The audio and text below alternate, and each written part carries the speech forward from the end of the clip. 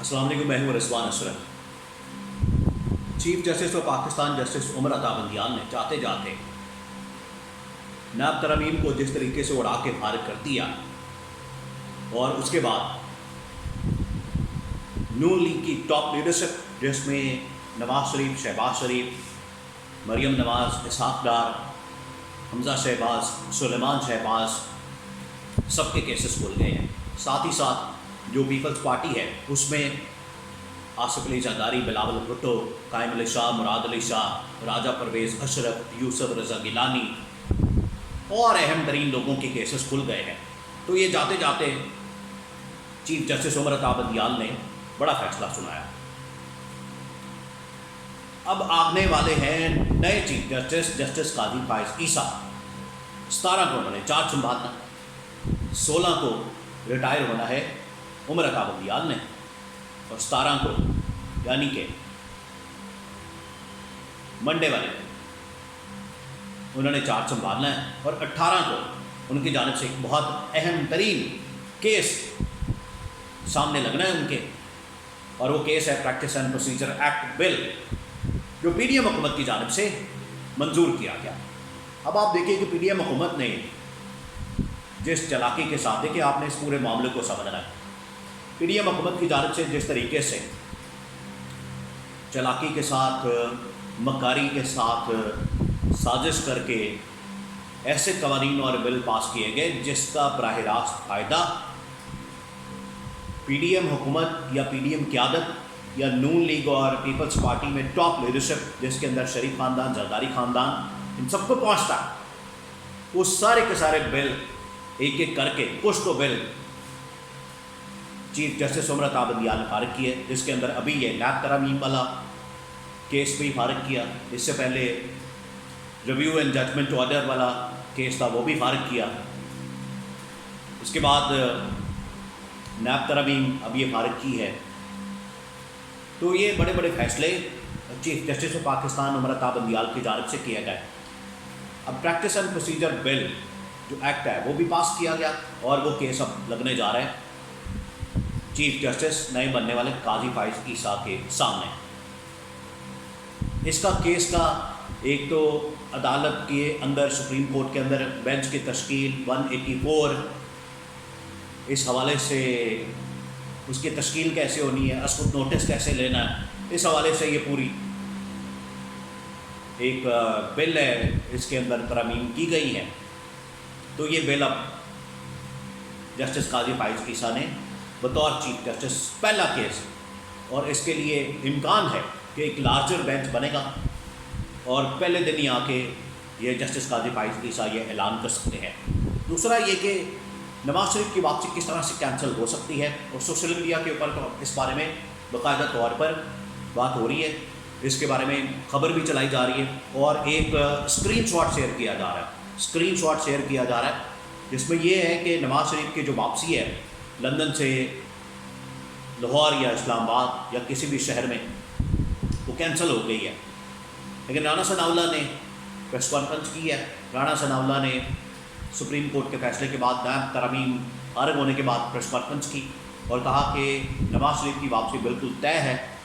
और उसके लिए हम तैयारियां कर रहे हैं पाकिस्तान में, और नवाज शरीफ ने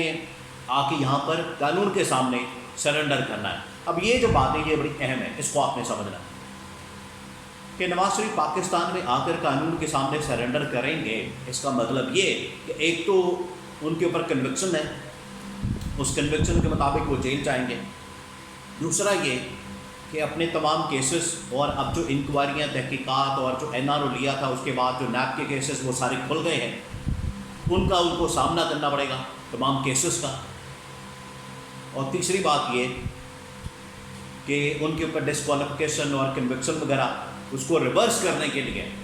अदालतों में जाना पड़ेगा, और पहले जेल और उसके बाद अदालतें। तो ये एक लंबा प्रोसीजर खुल जाना है, लंबा प्रोसेस खुल जाना है। जो लोग यहाँ पर ये समझ रहे हैं कि वो पाकिस्तान में लैंड करेंगे, लाहौर में लैंड करेंगे, और उसके बाद सीधा रायमंड महल, और रायमंड महल से सीधा वज़ीर आज़म हाउस, तो ऐसा नहीं है। और ये बड़ा क्लियर मैसेज है, और इससे आप अंदाज़ा कर सकते हैं کہ جب یہ نیب ترمیم کا فیصلہ آنے والا تھا تو اس سے ایک رات پہلے فیصل واگڈا نے یہ پروٹیکشن دی تھی، یا آپ کہہ لیں خبر دی تھی. خبر تو ہو نہیں سکتی کیونکہ چیف جسٹس کا فیصلہ ہے، سپریم کورٹ کا فیصلہ، اس کے بارے میں کیا آنا ہے، کون کیسے خبر دے سکتا ہے. لیکن فیصل واگڈا نے یا تو خبر دی یا پروٹیکشن کی کہ یہ نیب ترمیم اڑ جانی ہے، اور اس کے بعد جتنے یہاں پر چور ڈاکو لٹیرے لوٹ مار کرنے والے سب کے خلاف شکنجہ کسا جانا ہے اور ان کے خلاف کیسز کھل جانے. فیصل واگڈا نے پہلے دن کہہ دیا تھا، ایک دن پہلے کہہ دیا تھا جب یہ فیصلہ آنا تھا،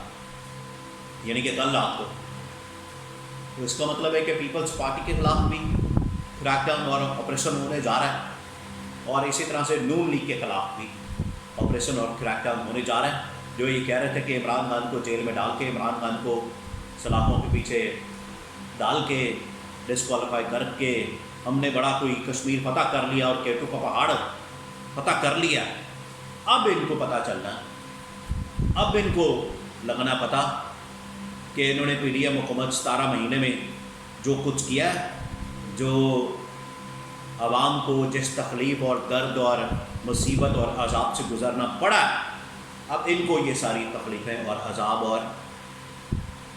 دکھ سارا کچھ برداشت کرنا پڑے گا. جب ان کے کیسز کھلنے ہیں تو ان کو پتہ چلنا ہے، کیونکہ جو یہ مقصد جس کے تحت آئے تھے کہ ہم آئیں گے اور اس کے بعد اپنے کیسز معاف کروا کے اپنا سب کچھ این آر وغیرہ لے کے اور کھلے عام پاکستان کے اندر ہم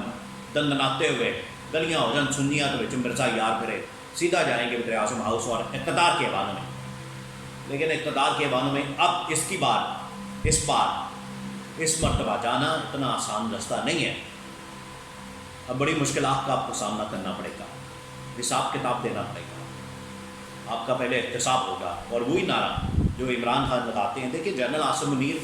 اس بات کے اوپر تو کم از کم ہے، ڈٹے ہیں کہ میں نے احتساب کرنا ہے، اور اس وقت بھی وہ احتساب کرنا چاہتے تھے جب وہ ڈی جی آئی ایس آئے تھے، اور آج بھی وہ احتساب کرنا چاہتے ہیں. اور جو چوری ٹاکا، منی لانڈرنگ، اسمگلنگ، حوالہ ہنڈی، ذخیرہ اندوزی، مافیا، یہ سارے جو کام کر رہے ہیں اس کے خلاف ایک آپریشن تو لانچ کیا. تو جو ان کے سرغنہ ہیں، ان کے جو ہینڈلر ہیں یا ان کو جو آپریٹ کرنے والے ہیں، ان کے اوپر جو بیٹھے سربراہ ہیں، ان کے خلاف بھی کارروائیاں ہونی ہے، اور یہ اسی طرف جا رہا ہے معاملہ. اس وجہ سے نواز شریف کی واپسی کینسل بھی ہو سکتی ہے، نواز شریف کی واپسی منسوخ بھی ہو سکتی ہے. جو یہ بڑے نعرے لگا رہے ہیں، بلند و بانگ دعوے ان کی جانب سے کیے جا رہے ہیں کہ نواز شریف آ رہا ہے اور میاں جدو آوے گا تو لگ پتہ جاوے گا. پہلے تو اس کو پتہ لگنا ہے، پھر اس کے بعد باقی معاملات آگے چلنے ہیں.